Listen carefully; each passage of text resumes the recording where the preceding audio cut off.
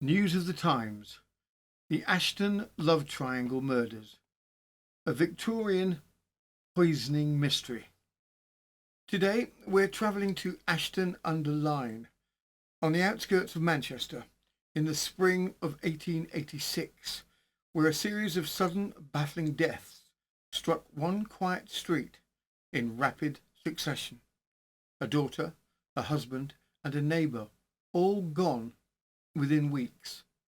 And at the centre of this chain of tragedies stood one woman whose behaviour, purchases and conversations would soon draw the sharp attention of both the police and the press. What began as whispers about illness quickly hardened into suspicion, and then into one of the most unsettling love triangle investigations of the Victorian era. The question haunting investigators was simple. Were these deaths a tragic coincidence, or the careful work of someone determined to remove every obstacle in her path? Today we examine the evidence as it unfolded at the time, the poison bought for mice, the muddled debate over what substance caused which death, and the extraordinary discovery that brought the entire case crashing into the courts. This is the Ashton Love Triangle Murders, a Victorian poisoning mystery, a story of obsession, opportunity, and a forensic trail that forced investigators to confront a truth more disturbing than they had imagined. And today's further particulars takes us back to 1887, where we ask the age-old question, have youngsters improved at all in the last 140 years? Judging by Croydon's records with runaway horses, broken reins, they weren't quite broken, and language too rude for a landlady to repeat, the answer is firmly no. Now then, settle yourself in. We're heading into the quietly fraught world of the Dixon and Britland households, where in 1886 Manchester managed to combine suburban respectability with an undercurrent of secrets robust enough to power a small mill. Join us as we tiptoe over the thresholds where polite conversation ended and the real story began. Ashton-under-Lyne, 1886. On Turner Lane in Ashton-under-Lyne, two households stood almost directly opposite each other. The Dixons at number 128 and the Britlands at number 92. Their lives intertwined far more closely than anyone realised until three sudden deaths forced every neighbour to look back and reconsider what they thought they knew. The Dixon household. Thomas and Mary Dixon were, by all accounts, a well-regarded and harmonious couple.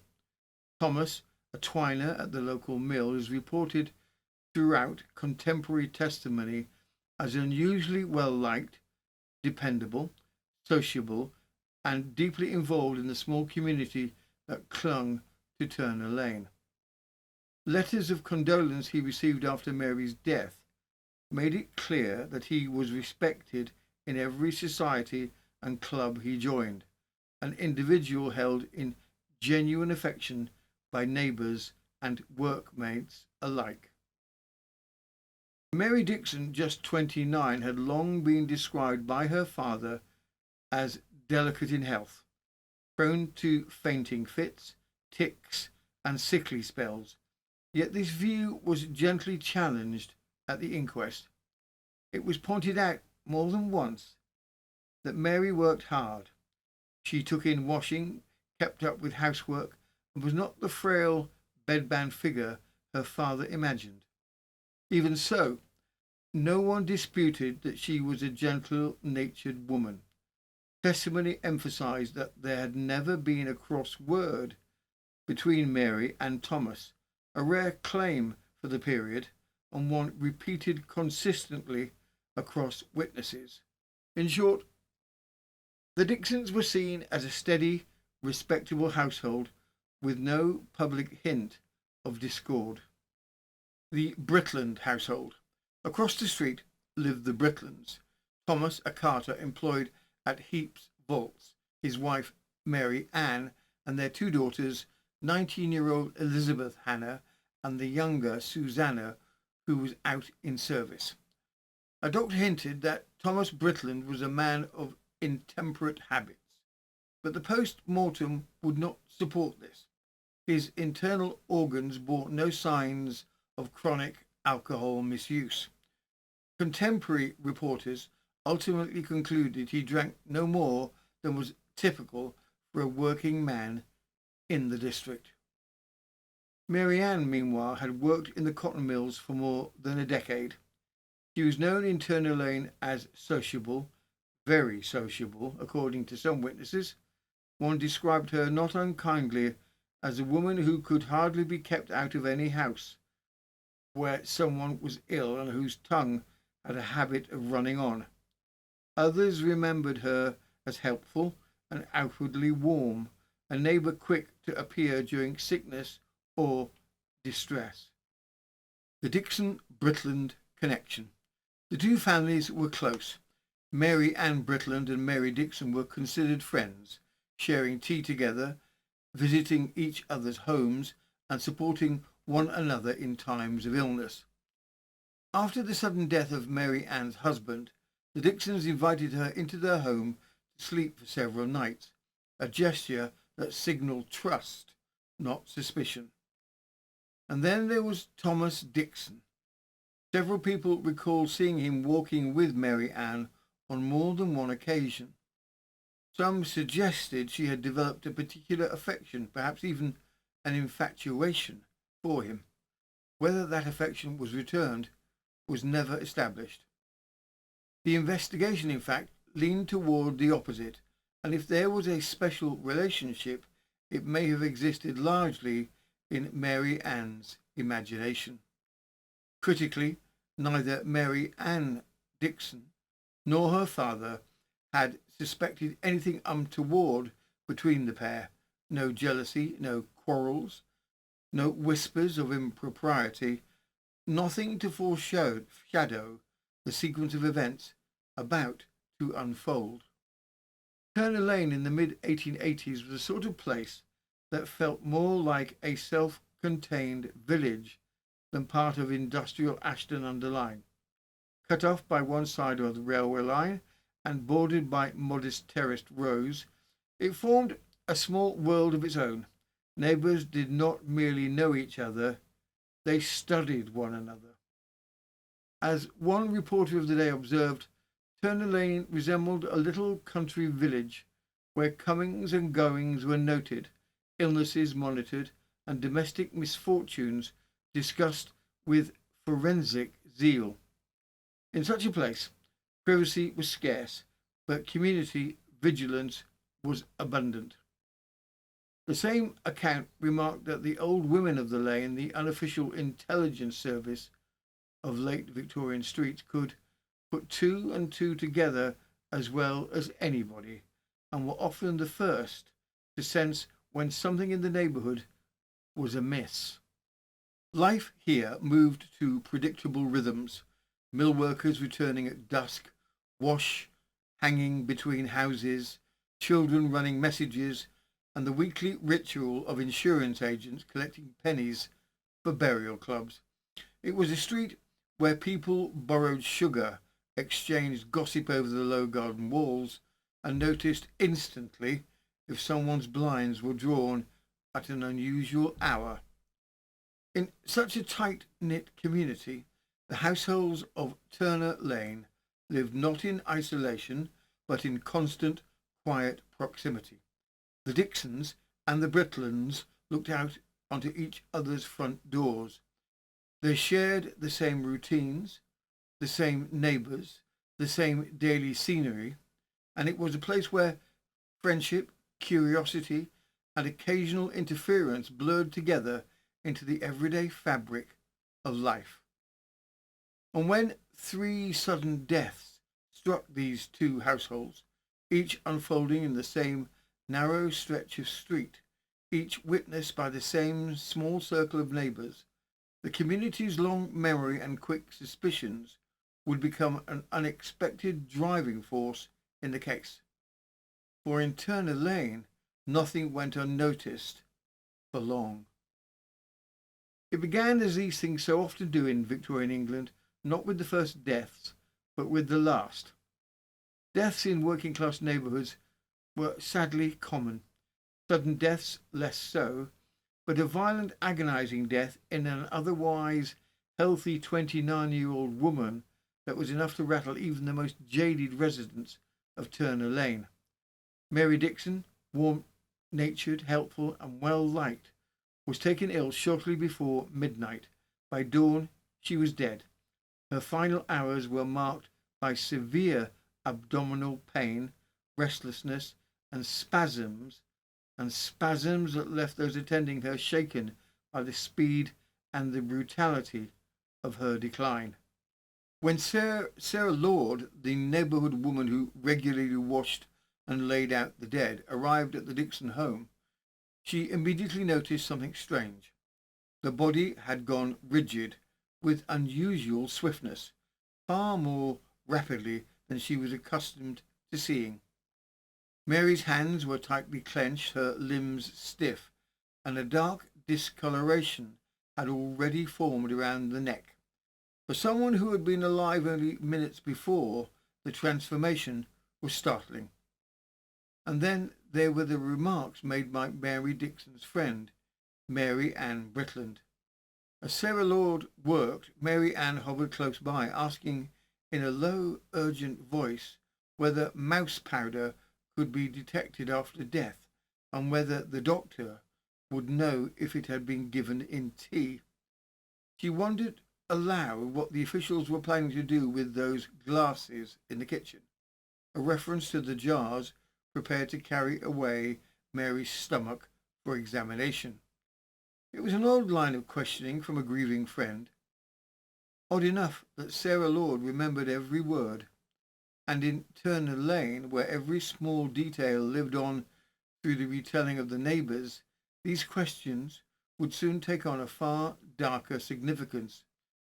For Mary's death, swift and alarming as it was, had stirred memories of the two other sudden deaths in the same street, both connected to the very same woman, now making quiet inquiries about poison. This was the moment the pattern began to emerge, and once seen, it could not be unseen. From the North Derbyshire and North Cheshire Advertiser, the 21st of May, 1886, Ashton. On Friday last, the Chief Constable received information of the death of Mary Dixon, wife of Thomas Dixon, twiner, residing at 128 Turner Lane, aged 29 years, which took place between 5 and 6 o'clock that morning after about 6 hours of illness. The deceased had generally good health up to the 4th inst, when she complained of pain in her head and her stomach, and on the following day she went to see Dr. Cole of George Street, who gave her a bottle of medicine, which did her good, and she was able to go about her household and housework as usual. She went to bed at about 11 o'clock on Thursday night and appeared to be in good health, but a short time afterwards she complained of pain in her stomach. Her husband got up, made her some tea, and then called Mrs. Britland, who slept in the next room. Hot cloths were applied to her stomach, and Dr. Thompson was sent for. He came shortly afterwards and gave her some homeopathic medicine to be taken every 10 minutes, which appeared to relieve her for a time. Towards morning she became worse, and the doctor was again sent for, but she died between 5 and 6 o'clock. The first inquest offered little clarity. Early testimony, much of it contradictory or speculative. It failed to establish a cause of death or even a consistent picture of Mary Dixon's final hours. It did, however, confirm two important points. First, that Mary Ann Britland had been in the house throughout the night.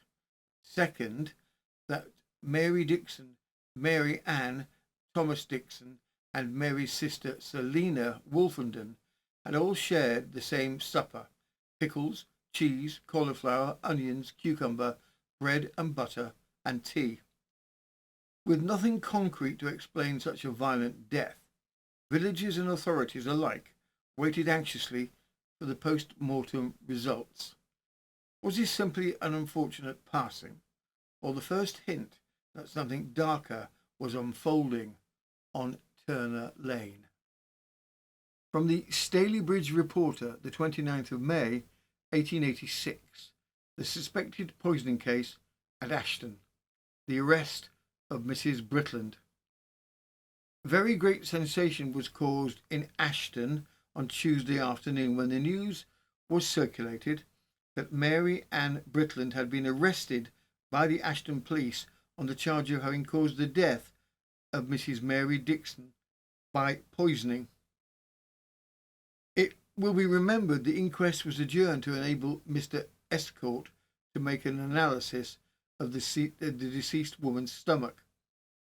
Mrs. Britland had not been ordered into custody. The police considered at the time that there was not sufficient grounds for the apprehension.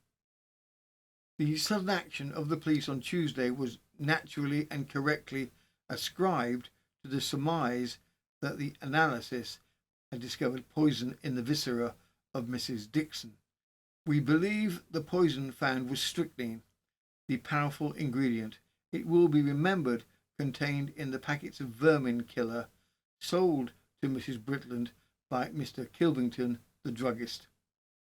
Mrs. Britland was arrested by Inspector Snell at about 1 o'clock and brought to the town hall. She was very much agitated and cried bitterly for a long time. She was visited by some of her friends, including her daughter, who is out in service. It is expected that the bodies of her husband Thomas Britland and her daughter Elizabeth Ann Britland will now have to be exhumed and a similar examination made for the purpose of ascertaining if any poison had been administered to them. It will be remembered that Mrs. Britland purchased 2 packets of vermin killer from Mr. Kilbington on the 28th of April and that her husband died on the 3rd of May.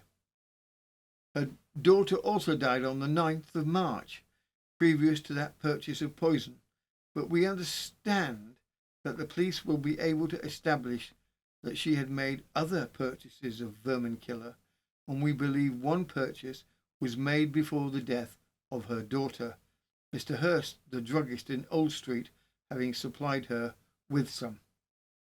So far, the only motive ascribed for any such crimes are those alleged that Mrs. Britland sought to bring about a marriage between herself and Thomas Dixon, the husband of the deceased.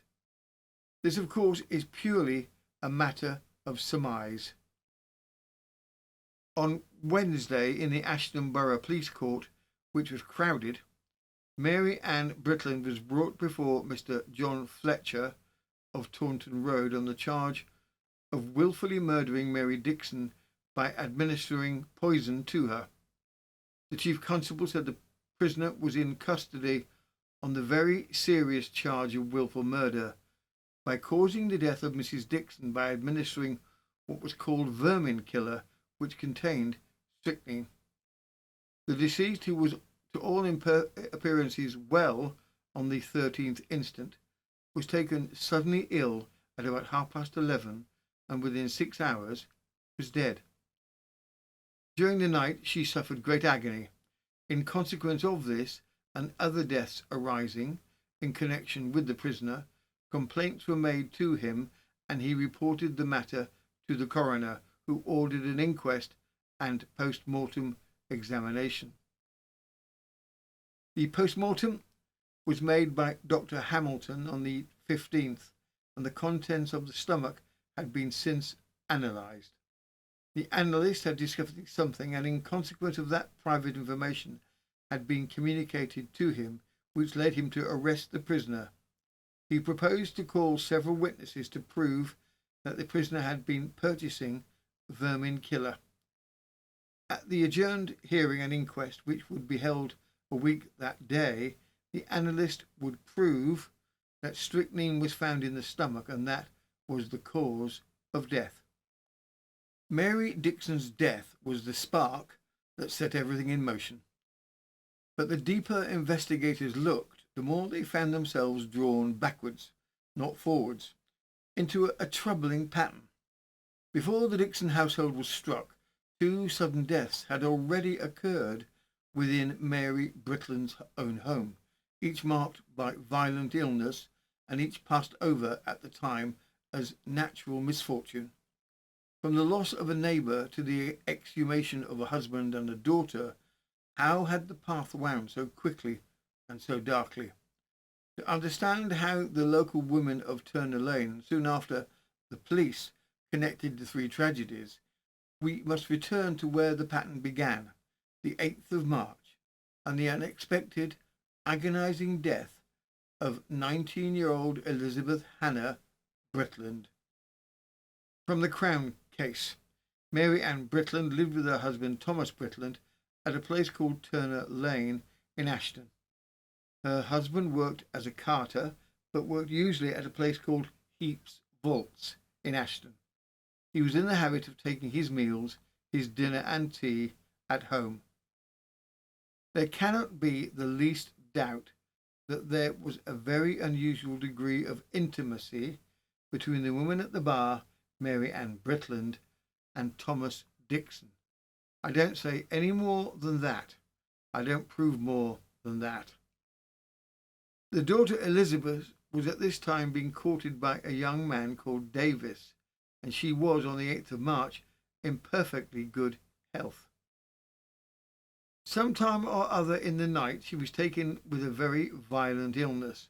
There were symptoms of bilious vomiting and diarrhoea, a very extraordinary and violent illness, so much so that between 9 and 10 in the morning Dr. Thompson was sent for, and when he came he was told that she had had some kind of fit, but when he saw her the fit was over.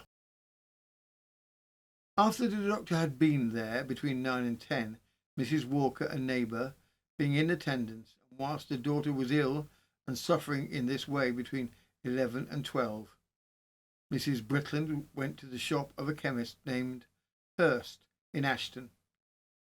Elizabeth's illness had gone on from the night until 11 o'clock. At 9, Elizabeth Britland died. On the 9th of March, and after she died, Mrs. Lord came to lay the body out. Mrs. Lord will describe the conditions of the body after death. The hands were tightly grasped and clenched together, and the body was going very quickly, with unusual quickness, very stiff. At the left ear there was a black spot, and the abdomen was swollen. When Mrs. Lord was washing the body, Mrs. Britland called out to her, "Get the body washed quickly before it goes stiff." These are the facts and circumstances attending the death of the daughter Elizabeth Hannah. Crown case continued. That brings us from the death of Elizabeth Britland on the 9th of March to the next set of circumstances, the death of Thomas Britland. On the 30th of April, only Mary Ann and her husband were at home. Their eldest daughter was dead, and their youngest daughter, Susanna, was away in service. That day, Mary Ann went to see Mrs. Mortimer, the wife of the Prudential's insurance agent, and paid 1 shilling and 8pence, the premium on her husband's life insurance, valued at £11 and 17 shillings, value approximately £2,000 in 2026. This was highly unusual. Mrs. Mortimer was surprised and asked why she had come. "Why are you bringing the money now?" she asked. Mary Ann replied, "I want the money to be paid and the insurance to be arranged because I shall be away on Saturday." It was not the usual day, and she had never paid in person before. Later that afternoon, around 5:30 p.m, as the mills were closing, Mary Ann waited outside for Mary Hadfield, a woman she knew. She asked Hadfield to go with her to Kilvington's, the Ashton chemist, because she wanted to buy some mouse powder, saying mice had gotten into her drawers and among her clothes. This was not an idle request. By law, if a purchaser is not personally known to the chemist, a witness has to accompany them when buying poison. At Kilvington's, she bought a packet of Hunter's vermin killer. Hunter's powder was contained strychnine, with the remainder being inert substances to make up the weight. While Mary Ann was paying the insurance and obtaining the poison, her husband Thomas Britland was at work at Heap's vaults, apparently in his usual good health. On the 30th of April, Thomas Britland worked late that night, cleaning down his horse at Heap's vaults and returning home in his usual condition. But before the night was over, he was suddenly taken ill. By the 1st of May, he looked, as one neighbour put it, as if he were dying. Little is known of his condition on Sunday the 2nd of May, except that he was alone with his wife and apparently improved enough to survive into Monday morning on the 3rd of May. His illness of Saturday and Sunday seemed to have eased, at least slightly. But at 9:30 on Monday morning, while her husband was still weak and in bed, Mary Ann went once again to Hurst's chemist in Ashton. There she purchased 3 two-pennies-worth packets of Harrison's vermin killer, explaining again that mice were destroying her clothes. Because she was not personally known to the chemist, she asked a man named Waterhouse, who happened to be in the shop, to act as the legal witness to the purchase. She returned home without mentioning where she had been. Shortly after her return, Thomas Britland was seized with a violent fit. His hands clenched, his feet twitched, his throat choking. These symptoms came in bouts, with short intervals of consciousness between them. Between 11 and 12, she sent for Thomas Dixon, who arrived shortly before Britland died. Thomas Britland expired before noon on the 3rd of May, and Dixon went on to announce the death at Heap's vaults, where the man had been working up until Friday night. Later that same day, Mrs. Lord again laid out the body and would later describe the condition in which she found the corpse. The same unexpected quick rigidity she had seen with the daughter Elizabeth Hannah not so long before. The neighbours of Turner Lane began to notice something else, something beyond sudden illness and hurried burials. It was the conduct of Mary Ann Britland and Thomas Dixon. Their movements, their errands, and the ease with which they set about certain tasks together suggested a closeness that was difficult to explain away as mere friendship. If the earlier deaths had raised eyebrows, their behaviour in these days that followed raised them higher still. On the very day that Thomas Britland died, he had passed at noon. Mary Ann and Thomas Dixon travelled to Mossley, 4 miles from Turner Lane, to claim the Oddfellows Club money to which her husband belonged.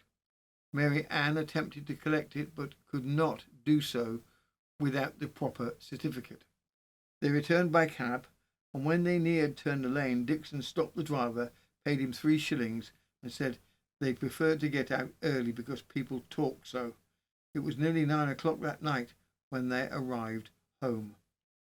The next day, on the 4th of May, Mary Ann went to Mrs. Mortimer, the prudential agent, and drew £11.17, the full amount of her husband's life insurance. She and Dixon then travelled again to Mossley and collected the Oddfellow money, about £8. They returned by cab once more, but this time got out on Stalybridge Road, again avoiding having been seen together at Turner's Lane. During the funeral preparations, Mrs. Tallant was hired to lift carpets and clean the house. She later stated that despite all Mary Ann's talk of mice in the drawers, she found no trace of mice anywhere. After her husband's death, Mary Ann Britland was alone and she immediately went to live in Dixon's house. On the 9th of May, only 6 days after her husband's death, Mary Ann and Dixon visited a hat shop in Ashton, where Thomas Britland had purchased a hat some months earlier. She returned this hat and asked to have it exchanged, not for another of similar value, but a hat for Dixon. The hat dealer found it unusual to change a man's hat for a different man, but he agreed upon Mary Ann paying an additional 5 shillings. Mary Ann and Dixon then left the shop together. With Mary Ann's immediate move into the Dixon household after her husband's death, the neighbours of Turner Lane, already watching her movements with sharpened interest, felt the boundary between sympathy and suspicion finally give way. Mary Ann was no stranger to the Dixons. She had long been close to Mary, and closer still, it appeared, to Thomas. But her swift relocation into their home, almost before her husband's funeral had settled, deepened the unease that had begun murmuring through the little community. And then came the evening before Mary Dixon's death, just 4 days after Mary Ann had exchanged her late husband's hat for a new one for Thomas Dixon. From the Stalybridge Reporter, the 24th of July, 1886, the Ashton poisoning case. At about 10 o'clock that night, Mrs. Dixon, the deceased woman, went to fetch Mrs. Britland from her house, and at about 20 minutes past 10, she returned with Mrs. Britland to Dixon's house, and with some time short of 11, about 10 minutes to 11, they all had a supper together, at which tea, pickles and bread and butter were the principal food, and after the supper, which would bring them very near to midnight, they all seemed to have gone to bed. Shortly after midnight, somewhere between 20 minutes past 12, it appeared that groans were heard and that Mrs. Dixon was taken with a violent illness. Then Mrs. Britland seemed to have left the room, and a witness found her half dressed in Mrs. Dixon's room. Mrs. Dixon grasped the irons of the bed. She shook in the bed and complained of pains in the stomach.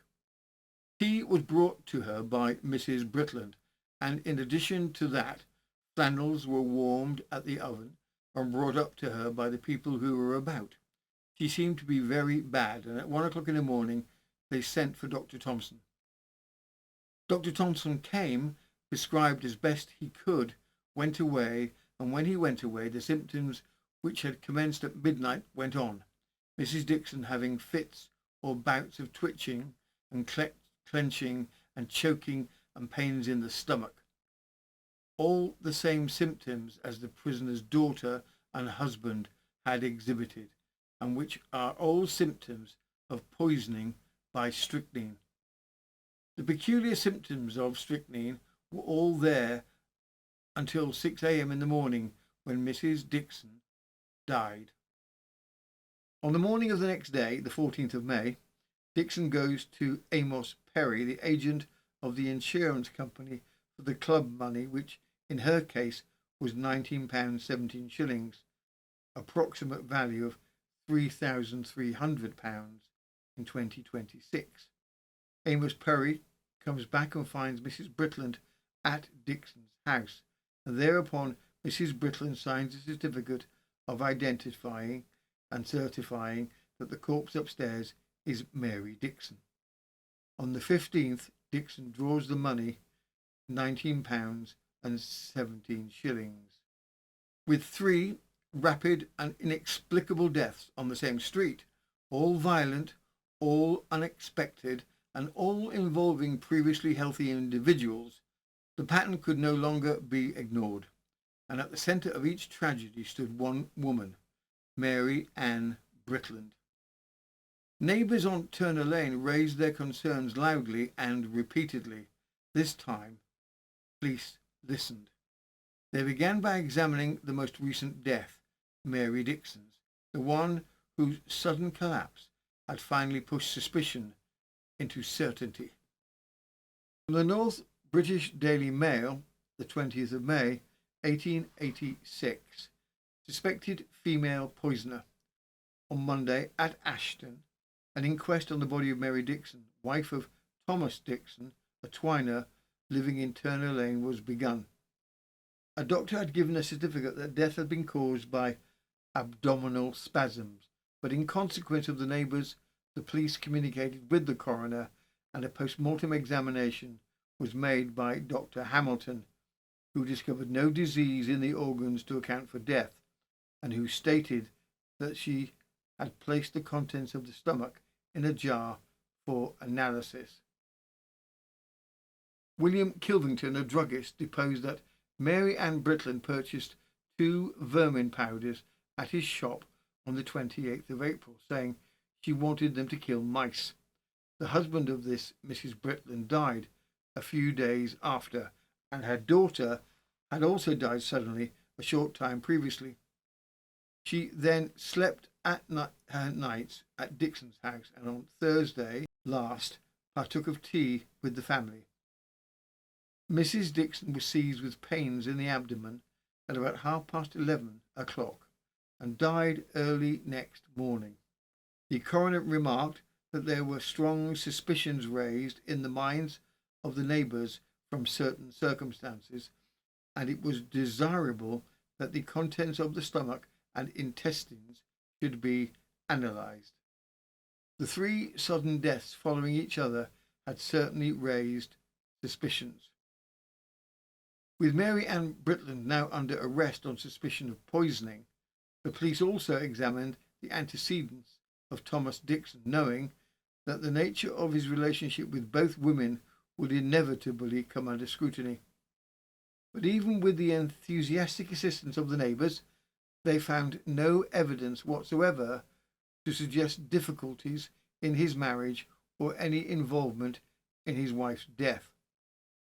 Dixon himself volunteered his entire history for inspection and welcomed a post-mortem examination of his wife's body, determined to understand how she had died so suddenly. As for Mary Ann Britland, he offered only one reflection, something that had not struck him until her arrest. There is one singularity about all the 3 cases that I never thought of till the arrest was made, and that is that her daughter and husband and my wife all began to be ill about the same time at night. They all began to be poorly between 11 and 12 o'clock. It was the only pattern he could see, and the only one the evidence would ever support. With Mary Ann Britland now in remand, and the contents of Mary Dixon's stomach awaiting analysis, the police continued to gather what they could from the neighbourhood. Turner Lane was a place where people talked, and in this case what they said was remarkably consistent. Snippets of conversation, remembered remarks, and uneasy exchanges all pointed to one recurring theme. Mary Ann Britland had shown an unusual interest in whether mouse powder could be traced after death. It was a detail the investigators could not ignore, and during the next sitting of the inquest, one witness in particular provided the most startling account yet. From the Stalybridge Reporter, the 5th of June 1886, those who sat out the inquest on Wednesday were rewarded with one sensational piece of evidence. The stepmother of Thomas Dixon is a plump, Oldham dame who married her present husband only a few weeks ago, and she gave her evidence in a very solid fashion. We make no comment upon it, but give it here as she said it. I was washed up some pots, and Mrs. Britland came into the kitchen to me and said she wondered what them glasses were for. I said, to take away the stomach of Mary and the contents to see if there's anything wrong or if the doctor had not treated her right. She said, why, can you tell if she's had mouse powder? I said, yes. She says, if she had had it in her tea and drinks as much tea as she did, can you tell? I said, yes. If she had been dead 2 years and they took her up again, they could tell what she had had. Then she said, "But they swell when they've had mouse powder." I said, "I don't know, for I've never seen one that I've known of." She said she had. From the Staley Bridge Reporter, the 5th of June, 1886, the alleged poisoning case in Ashton. On Wednesday afternoon, the German inquest on Mary Dixon was resumed at the Ashton Town Hall by F. Price, District Coroner. Charles Thompson deposed, "I'm a surgeon practising at 226 Stamford Street, Ashton-under-Lyne. At about 1:15 on the morning of the 14th of May, I was called upon by Thomas Dixon, the last witness, to attend his wife, and I went and saw her. I found her laying straight on the bed, perfectly quiet and looking pallid. Her pulse was rather weak, at 96 to the minute. I asked her where she was in pain, and she told me toward the right-hand side of the abdomen. I examined the abdomen, which seemed tolerably flaccid, and pressure did not produce very great pain. I asked what she had taken for supper and whether she had taken anything that disagreed with her. Mrs. Britland was present at this time. The deceased said she had not taken anything that disagreed with her, and I examined her tongue, and it was clean. She said in reply to a question that she had not vomited nor been relaxed. I remained 10 minutes or a quarter of an hour, I should think, and during that time she had not exhibited any symptoms of spasms, none at all. She did not show any signs of convulsions or twitching. I mixed some medicine while I was there, but she could not swallow it then. She said she would rather wait a little, and it was not administered while I was there. She said she had been in great pain about the abdomen. She did not show any signs of pain while I was there. She appeared exhausted. There was no contraction of the hands or limbs. I did not see the feet, but the hands were not at all contracted. I signed the certificate as death from abdominal spasms. I did not see anything which ought to have led me, as a medical man, to suspect poisoning. I saw the body after death. The left hand was blue but not contracted. I had never attended the deceased before. I prescribed on what the husband had told me. I did not suspect poisoning. Next, the analyst Charles Estcourt, a fellow of the Institute of Chemistry and Manchester's public analyst, gave evidence. He had examined the sealed jar containing Mary Dixon's stomach and intestines.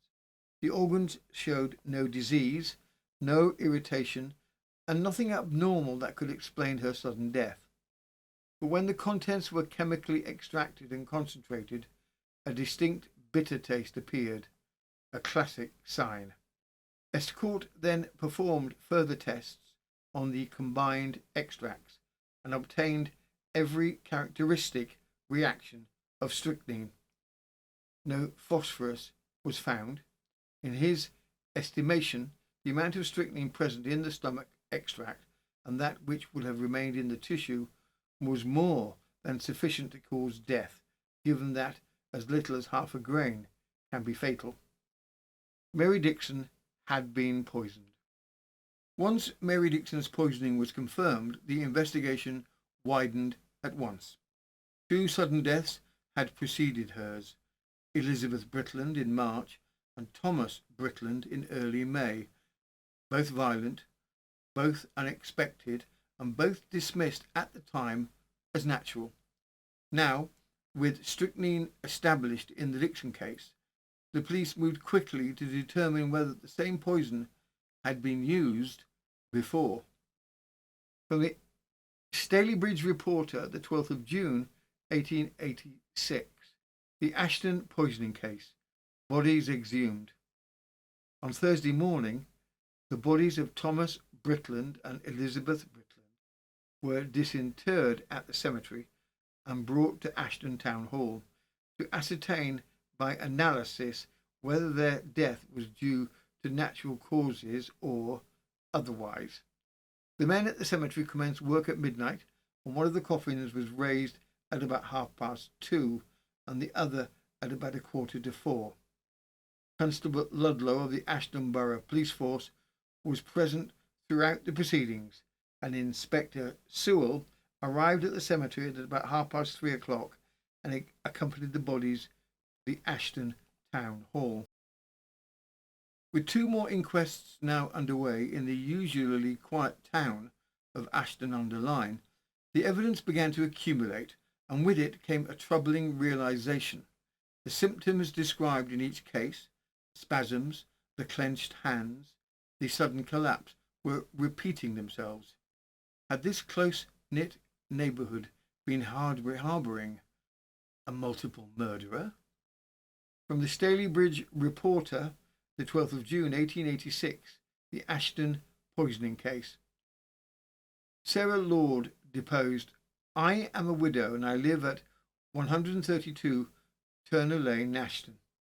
On Tuesday night, the 9th of March last, I received a message from Mary Dixon, who is dead, and in consequence of it, I went to the house of Thomas Britland, 92 Turner Lane, and there saw his daughter Elizabeth Hannah, who was dead then. I laid out her body for burial. Both her hands were very much clenched together. I tried to open them and did so a little, but they went back again into the state in which they were at first. She was discoloured on the side of the neck under her left ear. I saw Mary Britland, her mother, and we had a conversation about her daughter, and she told me to be quick and get her washed. When I came, I was told she had been dead for about 1/4 of an hour. I did not see any unusual arching of the back. I saw her afterwards in the coffin, and I have seen the body in the mortuary. I am certain that it is that of Elizabeth Hannah. I was assisted by Mrs. Clegg in the laying out of the body. No vomit was shown to me. I saw her on the Saturday before Tuesday, the 9th of March, when she died. She was in good health and very merry." Sarah Lord was again sworn for the case of Thomas Britland, and she deposed, "I knew Thomas Britland, late of 92 Turner Lane. I remember going to his house on Saturday, May the 1st. They said he was dead, and I could not believe it. They then pointed to the people going in and out, and I saw him in his bed. He could not speak, and he appeared to be insensible. His face was nearly black, and he appeared to be in agony from pain. He kept twitching with his hands and with his face. I did not notice any other movements of his limbs or body. I was there about 5 minutes, and he was twitching all the time. Mary Ann Britland was at his side, and there was some other woman there. Both of them seemed to be attending to him. The other woman offered him something to drink. I don't know what it was, but it was in a cup. He just tasted it, and that was all. I did not see him again alive. I laid out his body, and I noticed that he had gone very black at the side of his neck and in the hands. The latter were tightly clenched. I've seen his body here today. I've laid out a good many bodies, and I never saw any like these two. Thomas Britland died on the Monday, and on the Friday I spoke to him in the street as he was coming from his work. I was again assisted by Mrs. Clegg in laying out the body. I also laid out the body of Mrs. Dixon, and the contraction of the hands was the same in that case too. With 3 deaths now under formal investigation, strychnine identified in Mary Dixon, and 2 exhumations underway, the case against Mary Ann Britland shifted from neighbourhood speculation to the inside of a criminal courtroom. A guilty verdict had been established within the formal inquest. What followed was one of the most closely watched poisoning trials of the decade. From the Stalybridge Reporter, the 24th of July, 1886, the Ashton poisoning case. The trial of Mrs. Britland at the Manchester Assizes. The trial of Mary Ann Britland on the charge of murdering Mary Dixon, Thomas Britland, and Elizabeth Hannah Britland by administering to them vermin-killing poison was proceeded with before Mr. Justice Cave at the Manchester Assizes. On the prisoner being formally charged with the murder, she pleaded not guilty. The prosecution opened with a stark outline of the case against Mary Ann Britland. In their view, the three deaths, her daughter Elizabeth, her husband Thomas, and finally Mary Dixon, formed a single, deliberate pattern. They argued that the sequence began in March when 19-year-old Elizabeth Britland, previously in good health, was suddenly taken ill with violent vomiting, diarrhea and spasms, dying within 24 hours. Her body was found with clenched hands, stiffness and dark marks around the neck. Signs, the prosecution said, were consistent with poisoning. During the night of this illness, Mary Ann Britland had slipped away out to purchase mouse powder from a chemist, although no mice were ever found in the house. The Crown then turned to the second death. On the 30th of April, while her husband Thomas was still in his usual health, Mary Ann unexpectedly paid his life insurance premium a day earlier, something she'd never done before, and that same evening she obtained a fresh packet of vermin killer, again using a witness to satisfy the legal requirements for purchasing poison. Within hours, Thomas was seized by violent spasms, choking, twitching and fits. He died on the 3rd of May. Within 2 days, Mary Ann had collected 2 insurance payouts and was seen travelling about with Thomas Dixon, including exchanging her late husband's hat for one for Dixon in a shop. After Thomas Britland's death, Mary Ann moved directly into the Dixon household. The prosecution highlighted what it described as a very unusual intimacy between her and Thomas Dixon, not proved as improper, but close enough to raise questions once Mary Dixon died in similar circumstances. On the 13th of May, the Dixons and Mary Ann shared supper. Shortly before midnight, Mary Dixon collapsed with violent abdominal pain, spasms, twitching, and the now familiar clenching of the hands. Dr. Thompson was summoned, but she died before morning. Later analysis found strychnine in her stomach, a discovery that led investigators to re-examine the Britland deaths as well.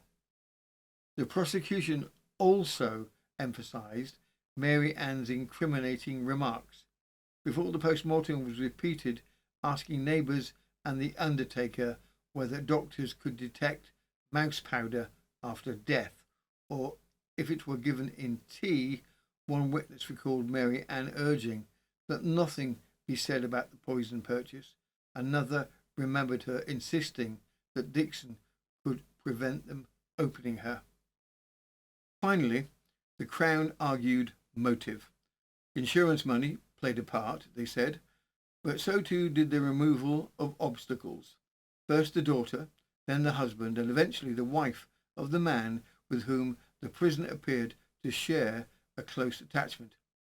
Whether that intimacy was romantic or merely aspirational, the prosecution contended it provided the clearest example for the pattern. The task for the jury was simple. Did Mary Ann Britland administer strychnine on purpose? And do the repeated symptoms, the poison purchases, her behaviour, and the 3 sudden deaths together prove that intent? Defence. For the defence, Mr. Blair emphasised from the outset that if the Crown's theory were true, then the quiet, ordinary-looking woman in the dock would be the most monstrous criminal the court had seen in more than 2 decades. But he urged the jury to consider whether the prosecution had truly proved its case, or merely constructed a chain of suspicion. His central argument was reasonable doubt. He asked the jury to consider whether the supposed pattern of poisoning might, in fact, be coincidence or accident. The prosecution, he said, had offered no firm proof that Mary Ann Britland had ever administered poison deliberately. Vermin powder was common in working class homes. Its presence did not automatically signal murder. He firmly rejected the idea of any improper intimacy between the prisoner and Thomas Dixon, calling it interference built on gossip rather than evidence. If that supposed relationship was the Crown's motive, he argued, then the motive rested on sand. Mr. Blair also pressed the question of why. Why, he asked, would a mother poison her healthy young daughter? Why murder her own husband? And why kill Mary Dixon, whose hospitality Mary Ann was enjoying and with whom she appeared to be on friendly terms? No coherent motive, he argued, connected all three deaths in a way that made sense. Yes, the vermin powders and the illness occurred in proximity, but proximity was not proof. Unless the jury believed that Mary Ann possessed a clear intention to use those powders criminally and that the evidence excluded any other explanation, their duty was to acquit. With the closing arguments delivered and the judge's summing up complete, the case passed at last into the hands of the jury. One might imagine that, after weeks of testimony, the path before them would be clear. It was not. The judge retired at 20 minutes past 6. By 7:45, they filed back into court, the judge returning to the bench and the prisoner brought once more to the dock. But the tension that met them made it clear at once this would not be a straightforward conclusion. Asked whether they had reached their verdict, the foreman replied quietly, "We have not. We've agreed on one point, but not on the other." His lordship advised them to retire again, but the foreman ventured another question. "My lord, shall we state what we are agreed upon?" "Write it down," the judge instructed, "and send it to me. Do not state it aloud." A slip of paper was handed up. After reading it, the judge merely said, "You will have to retire and consider it further, gentlemen." Hours passed. At 10 minutes past 10, the jury returned once more and again pronounced that they were not agreed. The judge, now visibly concerned, addressed them. "Gentlemen, I am afraid I shall have to give a direction that you be taken to a hotel for the night. If there is anything in which I could assist you, any legal difficulty?" The foreman gestured towards the earlier paper. "The latter portion of that, my lord." "Yes, I am aware," said the judge, "but is there any legal difficulty in your way?" "Nothing, only what you have there, sir." "Very well, gentlemen, I must direct you to be taken to the hotel again tonight." But the foreman pressed once more. "My lord, can you assist us in that point at all?" His lordship paused, then gave what amounted to the clearest steer a Victorian judge could offer. "All that I can say is this. It is obvious that some person must have done this thing. The persons amongst whom the act lies are confined by the evidence to the three who were at the supper. According to the medical testimony, the symptoms would come on within minutes of the draught being taken. Thus, it must have been administered after Mrs. Dixon returned to the house with the prisoner." He continued, laying out the stark triangle: the prisoner, the witness Selina Wolfenden, the husband Thomas Dixon. "There is no evidence that any but the prisoner possessed the material," he said plainly. "As for the prisoner's attempts to deflect suspicion onto Dixon, there is no evidence at all to justify anything of the kind. Indeed," he noted, "she herself had told Mr. Law that Dixon did not even know she had mouse powder. His summation ended quietly. That's how it stands. There is nothing more. The jury were instructed to retire once again, and the judge added that he would hear them in the morning. But the foreman made one final request. My lord, will you allow us to retire for a quarter of an hour? Very well, gentlemen, and they left. At 10:25 they returned. The clerk of arraigns stood. Gentlemen of the jury, have you agreed upon your verdict? We have.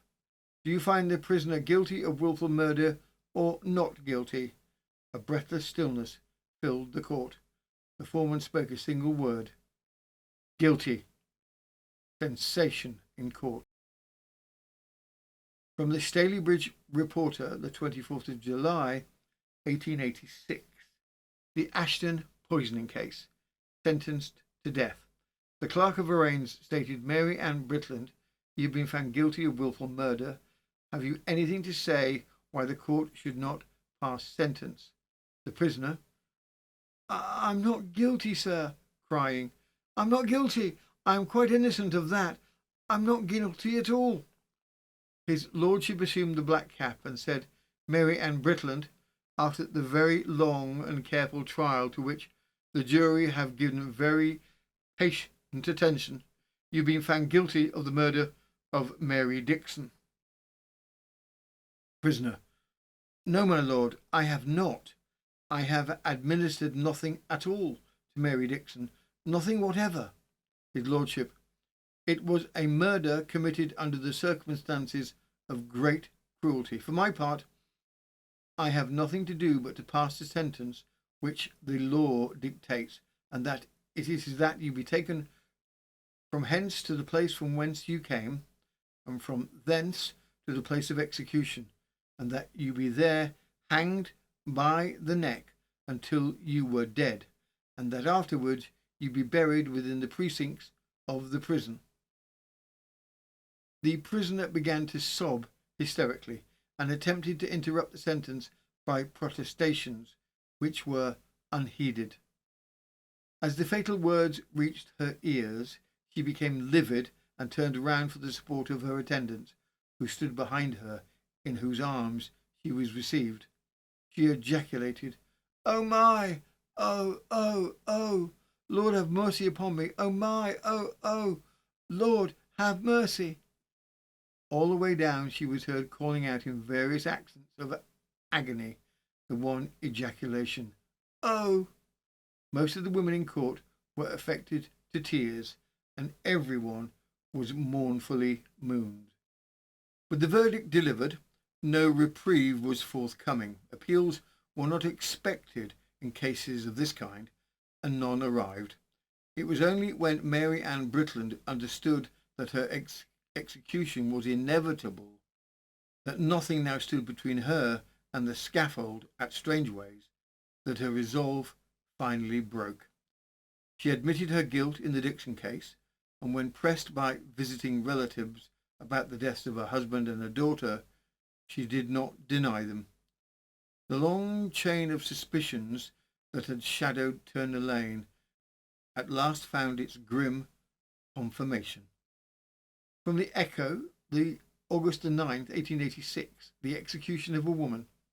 The woman, Mary Ann Britland, was executed this morning in Strangeways jail for the murder of a woman named Dixon at Ashton-under-Lyne in May last. She was also charged with the murder of her husband in the same way, by poisoning him with vermin killer. She is reported to have made a full confession of her guilt of the first crime, and when asked by some relatives who visited her on Saturday whether she had done away with her husband and her daughter, she hung down her head and did not deny it. During the last night, the convict, who had listened to the ministrations of the prison chaplain with gratitude, was greatly excited, and at midnight she was heard singing snatches of hymns. This morning, when offered refreshment, she was unable to take it. She went to the scaffold supported by two female warders, and the executioner Berry of Bradford lost no time in fixing the rope and arranging the other preliminaries. The scene as the procession moved to the scaffold was very painful. The voice of the chaplain as he read the usual prayers were drowned by the screams of the woman. "O Lord, have mercy! O Lord, forgive me!" she piteously cried out. But when once on the scaffold, the necessary details were at once completed, and when the drop fell, the woman appeared to die instantly. A drop of 7 feet was allowed. The execution of Mary Ann Britland brought the legal story to its close, but the unease it stirred in Ashton-under-Lyne lingered far longer. 3 healthy people, a daughter, a husband and a neighbour, had died within weeks of one another, each in violent convulsions, each in the presence of the same woman. Only one of those deaths could be proved to the standard required by Victorian law, yet her own late admissions suggested the pattern was no coincidence. The Britland case left the medical men of the day deeply troubled. The muddled symptoms, the conflicting certificates, the early misattribution to abdominal spasms, and the failure to suspect poison until the 3rd death all revealed the limitations of late 19th century toxicology. Strychnine in particular posed a challenge. Swift, violent, and in inexperienced hands, easy to overlook. It also illuminated the role of ordinary working class women as observers, nurses, and ultimately the first line of forensic suspicion. The neighbours of Turner Lane noticed what the doctors did not: the stiffness, the discoloration, the timing, the whispers about mouse powder, and the uneasy pattern repeating itself behind closed doors. In the end, it was that village knowledge combined with the analyst's findings that brought the truth into the open. Mary Ann Britland was the first woman executed at Strange Ways Jail. Her crimes, although rooted in the tiny corner of Ashton, resonate still as a grim reminder of how domestic familiarity could mask deadly intent, and how Victorian justice relied on a fragile alliance of science, community memory, and persistence. Further particulars. Today, we turn our attention to that most enduring of social questions. Have the nation's youths improved at all in the last 140 years? Judging by the newspapers of 1887, absolutely not. This week we bring you 2 small but sparkling tales from Croydon, one involving a boy, a horse going too fast, and a set of reins that had clearly broken themselves. The other involving a youth, a pub, language unrepeatable in polite company, and a landlady with the patience of a saint. Some things, it seems, are timeless. From the Croydon Times, the 28th of December, 1887. A caution to boy drivers. Thomas Reed, a lad 14 years of age, was charged with furious driving. A police constable said he was on duty in Whitehouse Road on the 12th inst. when he saw the defendant driving a horse which was drawing a trap at a furious rate. The animal was galloping as fast as it could go. He called the defendant to stop, but he took no notice of the witness. Defendant turned down Saxon Lane on his wrong side, and the witness followed and met a boy who said, "You are wanted, policeman up the road. Reed has run into another man's cart." Witness followed on and found a cart belonging to a Mr. Robinson, complete and considerably damaged. Defendant said he could not help it as the reins broke. Witness examined the reins and found them broken, but the ends had every indication that the damage had been done some time. Nigel Robinson said the damage done to the cart was about 50 shillings. When the defendant drove into him, he was driving at the rate of about 10 or 12 miles an hour. The bench considered the conduct of the defendant deserving of severe censure and fined him 20 shillings and 9 shillings costs, or 14 days hard labour. From the Croydon Times, the 20th of December 1887, disgraceful conduct. Nathaniel Marshall, a youth, was brought up on remand charged with disorderly conduct and using obscene language in Wolford Road on the 13th inst. The evidence taken on the previous Wednesday was read over.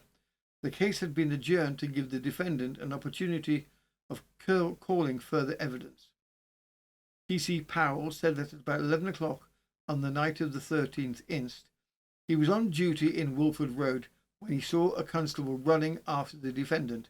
He knew nothing as to the defendant's conduct. Florence Palmer, landlady of the Queen's Head, said that on the night in question, the defendant was in her house and made use of insulting and disgusting language. She ordered him to leave, but he refused to go. She then sent for a constable. Defendant: what language did I use? Witness: it's too disgusting for a female to repeat. Defendant: I was having a game of dominoes, and it was another boy who used the bad language. In reply to the bench, Mrs. Palmer said she did not encourage youths to play in her house. When they came in sober and behaved themselves, she was obliged to serve them. Fined 5 shillings and 5 shillings cost. And with that, we step back through the fog of 1886 and return reluctantly to the far less mysterious world of modern algorithms and social media. If you've enjoyed this episode, please do consider subscribing, leaving a like or sharing it with anyone who appreciates well-documented Victorian intrigue. It genuinely helps new viewers find the channel. If you'd like to join our community of dedicated history enthusiasts, paid memberships on Patreon offer full access to the complete News of the Time archive, early ad-free releases, bonus episodes, and much more. Your support keeps these deep dive investigations possible, and you're warmly invited to take a look. This has been News of the Times, and I am Robin Coles, amateur philatelist of obscure colonial overprints, part-time organiser of the Ashton-under-Lyne Moustache Preservation Society, and 3-time regional champion of competitive teapot warming. See you again next time. Same News of the Time time, same News of the Time channel.